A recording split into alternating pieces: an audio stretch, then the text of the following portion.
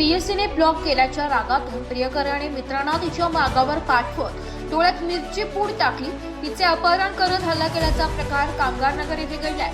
Satpur police ठाण्यात गुन्हा दाखल करण्यात आला असून संशयित प्रियकराला अटक करण्यात आली आहे।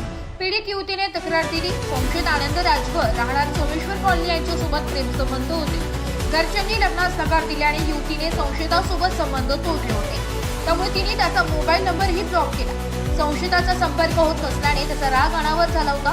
माझी नाही तर दुसऱ्या कोणाचीही होऊ देणार नाही या विचारात त्याने रागातून 3 मित्रांना युवतीच्या मागावर पाठवले। तिघांना दुचाकीने तिच्यावर पाळत ठेवण्यास सांगितली, कुठेही दिसली तर प्राणघातक हल्ला करण्यास सांगितले होते।